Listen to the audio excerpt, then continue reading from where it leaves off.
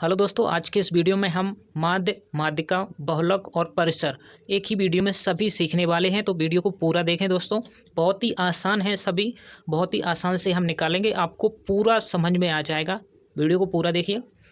तो दोस्तों सबसे पहले हम देख लेते हैं माध्य। माध्य जो है वह कैसे निकाला जाता है। दोस्तों हम जानते हैं कि माध्य बराबर क्या होता है। जब हम किसी संख्याओं का माध्य निकालते हैं तो सबसे पहले हमें क्या करना होता है, उन संख्याओं को जोड़ लेना होता है। कैसे?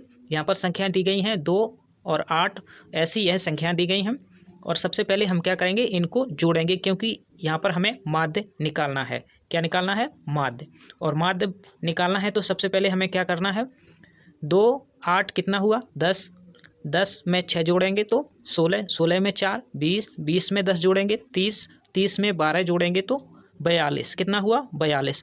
आपको क्या करना है, माध्य बराबर संख्याओं का जो भी योग है उसको लिख लेना है और उसके बाद जितनी भी संख्याएं हैं उनसे भाग कर देना है। कितनी संख्याएं हैं गिनेंगे, 1 2 3 4 5 6 संख्या हैं, 6 से भाग कर देंगे तो हमारा माध्य निकल आएगा।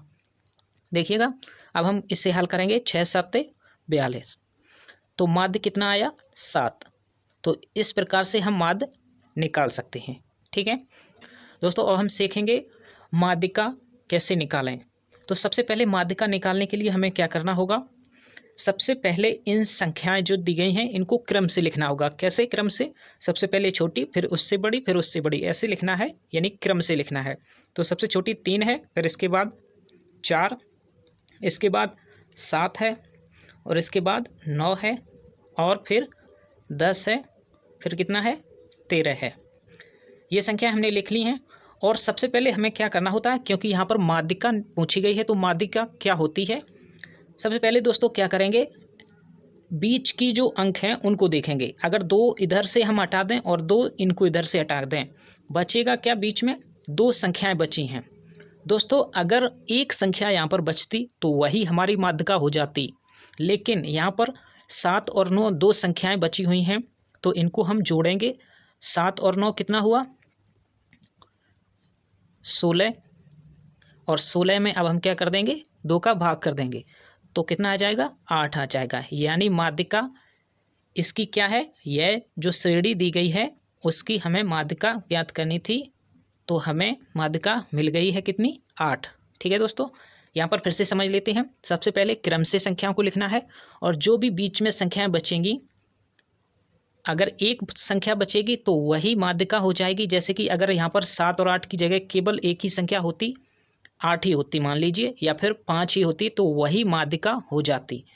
और लेकिन जब 2 संख्याएं हों बीच में तो उनको जोड़ करके 2 से भाग कर देना है तो माध्यिका निकल आएगी। ठीक है, समझ गए दोस्तों। देख लेते हैं अब हम बहुलक।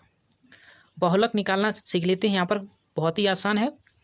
बहुलक क्या होता है, देखिए, बहुलक होता है, ये श्रेणी है, जैसे कि ये संख्या दी गई हैं, इनमें सबसे अधिक बार संख्या जो दी गई हो, यानी जिस संख्या की पुनरावृत्ति अधिक बार होगी, यानी जो संख्या अधिक बार आई होगी वही हमारा बहुलक हो जाएगा। जैसे कि सबसे पहले यहाँ पर हम देखेंगे कि सबसे ज़्यादा बार संख्या कौन सी आई हुई है।